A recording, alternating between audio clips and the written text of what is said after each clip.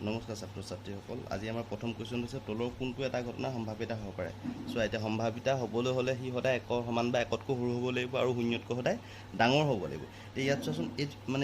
এইটো আছে -1.5, যিটো শূন্যতকৈ সৰু এইটো হ'ব নোৱাৰে।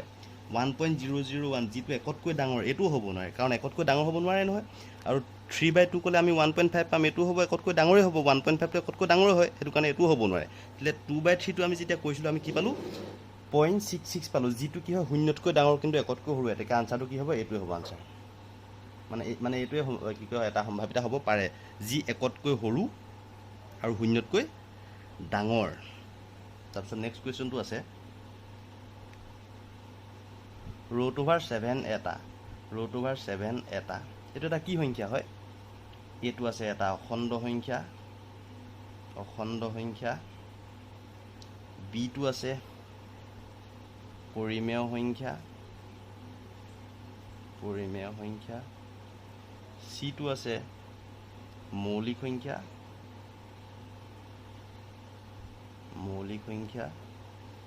ডিটো আছে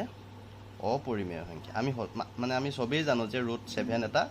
অপৰিমেয় সংখ্যা হয়, যিহেতু তাৰ ওপৰত হাতৰ যিহেতু বৰ্গমূল নাই, এইটো এটা কি হয়, অপৰিমেয় সংখ্যাই হয়। √5, √3, √2, 1 + √2 চব কি হয়, এইবিলাক চব কি হয়, 1 + √3, √3 + 1 চব অপৰিমেয় সংখ্যা হয়, যাৰ আগত বৰ্গমূল চিন আছে, দিছে নহয়। √/, চিন আছে, কিন্তু ইয়াৰ বৰ্গমূল আছে জানো? নাই নহয়। সেইটো কাৰণে এইটো এটা কি হয়, অপৰিমেয় সংখ্যা। তাৰপিছত কি আছে, কি চৰ্তত দ্বিঘাত সমীকৰণ x² + px + q = 0ৰ মূল দুটা বাস্তৱ আৰু অসমান হ'ব। এতিয়া বাস্তৱ আৰু অসমান হ'বলৈ হ'লে আমাৰ কি আছিলে, ax² + bx + c = 0 দ্বিঘাত সমীকৰণৰ মূলকেইটা বাস্তৱ আৰু অসমান হ'বলৈ কি আছিলে, b² - 4ac টো সদায় কি হ'ব লাগিব, 0তকৈ সদায় ডাঙৰ হ'ব লাগিব। তেতিয়াহ'লে আমাক ইয়াত বি ভেলু কি আছে, ইয়াত এই সমীকৰণটোত বি ভেলু আছে p, তাৰমানে p² - 4ac হ'লে a ভেলুটো আছে ইয়াত 1, p² - 4, ইয়াত a ভেলুটো আছে 1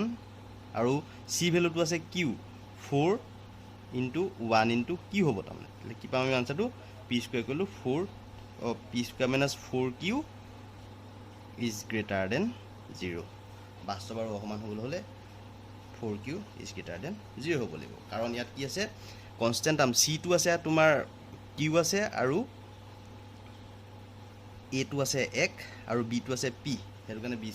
4ac হ'লে = 0। তাৰমানে ইয়াৰ আনচাৰকেইটা আছিলে কি আছিলে, এইটো হ'ব তোমাৰ p² - 4q = 0 আছিলে। তাৰপিছত বিটো আছিলে p² - 4q is less than 0, চিটো আছিলে তোমাৰ p² - 4q is greater than 0, ডিটো আছিলে p² - 4q is greater than = 0। ইয়াৰ আনচাৰটো হ'ব এইটো চিটো। নেক্সট কুৱেশ্যনটো আছে, দুটা সদৃশ ত্ৰিভুজৰ বাহুৰ অনুপাত 4:9 আছে, তেন্তে ত্ৰিভুজ দুটাৰ কালিৰ অনুপাত। এতিয়া বাহুৰ অনুপাত যিহেতু 4:9 আছে, তেতিয়াহ'লে কালিৰ অনুপাত কি হৈছিলে, আমি জানো যে দুটা সদৃশ ত্ৰিভুজৰ কালিৰ অনুপাত ত্ৰিভুজ দুটাৰ অনুৰূপ বাহুকেইটাৰ বৰ্গৰ অনুপাতৰ সমান হয়। তেতিয়া বাহুৰ বৰ্গৰ অনুপাতৰ সমান হ'বলৈ হ'লে ইহঁতৰ বৰ্গ কৰিলে, 4ক আমি বৰ্গ কৰিলে আমি কি পাম, 16 পাম, আৰু 9ক আমি যেতিয়া বৰ্গ কৰিম তেতিয়াহ'লে সিহঁতৰ বৰ্গ অনুপাতৰ সমান আছিলে, হয়নে? সদৃশ ত্ৰিভুজৰ কালিৰ অনুপাত সিহঁতৰ অনুৰূপ বাহুৰ বৰ্গৰ অনুপাতৰ সমান। সেইটো কাৰণে 4 × 4 = 16, 9 × 9 = 81, তাৰমানে ডিটোৱে হ'ব ইয়াৰ আনচাৰ। নেক্সট কুৱেশ্যনটো আছে,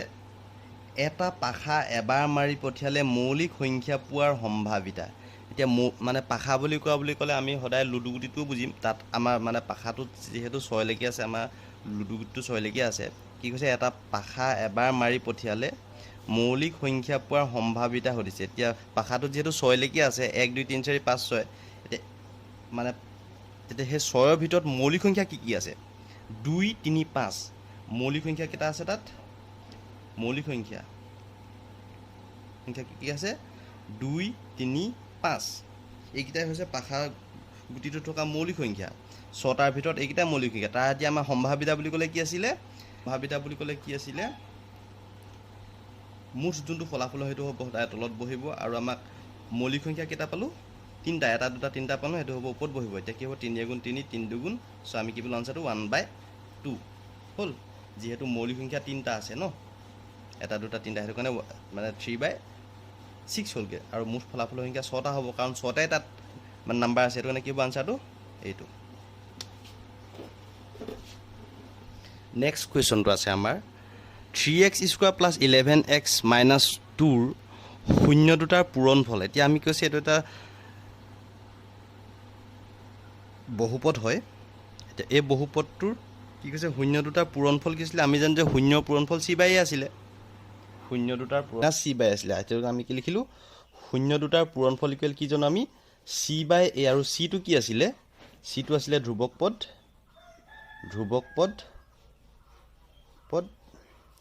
আৰু এইটো আছিলে x স্কোৱাৰৰ সহগ হয়নে x স্কোৱাৰৰ সহগ তেতিয়াহ'লে ইয়াত এতিয়া ধ্ৰুৱক পদটো কি আছে -2 আছে মানে ধ্ৰুৱক পদটো আছে -2 সেইটো কাৰণে -2 আৰু এই জেগাত আছে x স্কোৱাৰৰ সহগটো আছে 3 সেইটো মানে কি হ'ব -2/3 তাৰমানে আনচাৰটো হ'ব -2/3 আছে তলৰ কোনটো পৰিমেয় সংখ্যা √2/√3 এইটোতো ডাইৰেক্ট অপৰিমেয় সংখ্যাই √2/π অপৰিমেয় সংখ্যা √5/√6 এটাও বৰ্গমূল নাই সব অপৰিমেয় সংখ্যা এতিয়া আমি এই লাষ্টৰ ডিটো চাম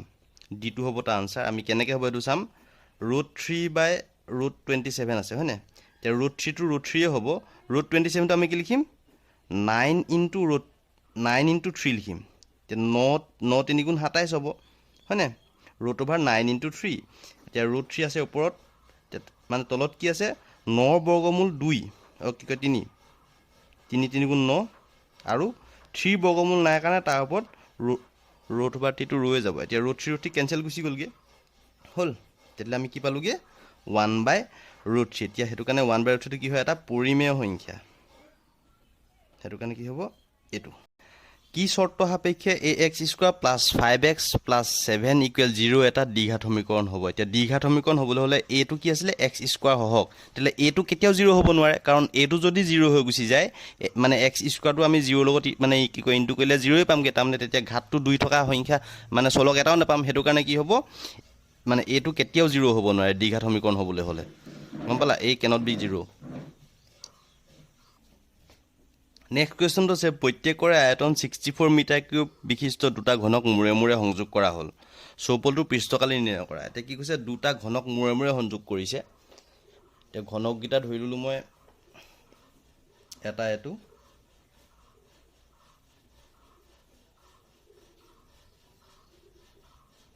আৰু এটা এইটো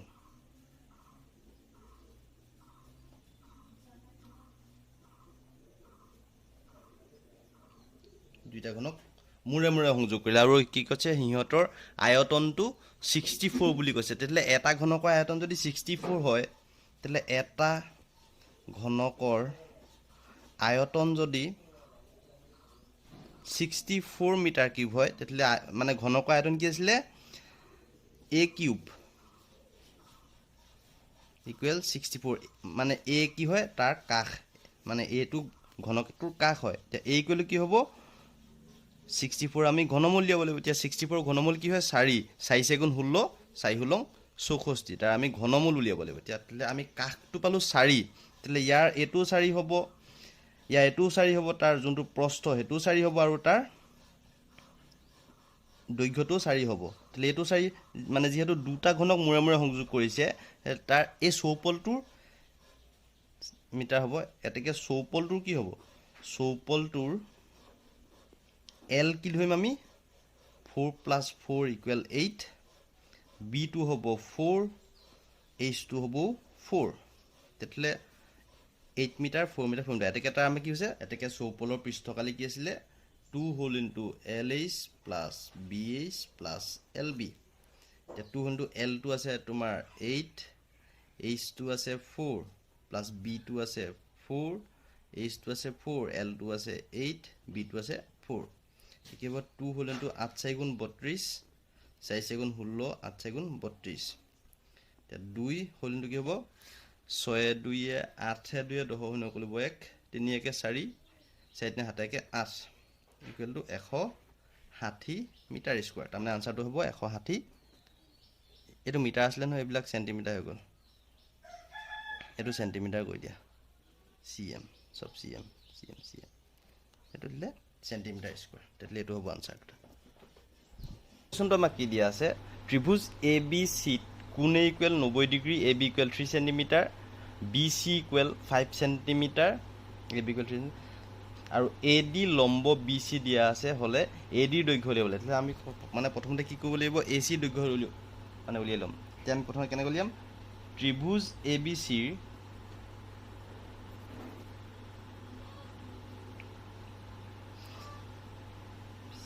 পৰা আমি কি কৰিম পাইথাগোৰাছৰ সূত্ৰ ব্যৱহাৰ কৰিম পাইথাগোৰাছৰ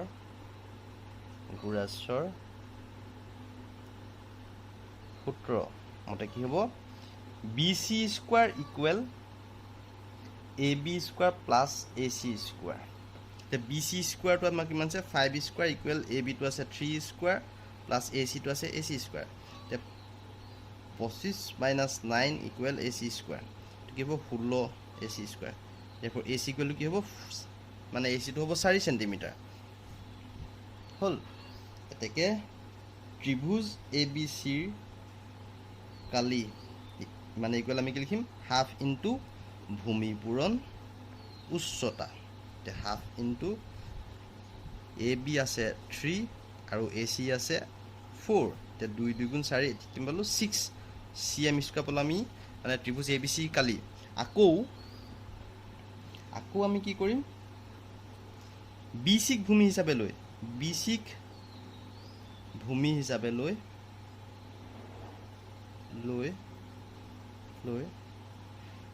ত্ৰিভুজ এ বি চিৰ কালি ইকুৱেল আমি কি লিখিম হাফ ইনটু ভূমি ল'ম বি চি আৰু উচ্চতা ল'ম এ ডি এতিয়া কালিটো আছিলে 6 আছিলে হাফ ইনটু বি চিটো আমি জানো 5 ইনটু এ ডিটো আমি নাজানো therefore এ ডি ইকুৱেল কি হ'ব 5/2 টো ইপিনে পূৰণ হৈছিলে ইপিনে আহিলে হৰণ হৈ আহিব 5/2 এ ডি ইকুৱেল কি হ'ব 6 ইনটু 2/5 এতিয়া কি হ'ব এ ডি ইকুৱেল 5 6 2 12 এইটো তাৰমানে কি হ'ব অপশ্যন কি হ'ব বিটো হ'ব তাৰমানে অপশ্যন 12/5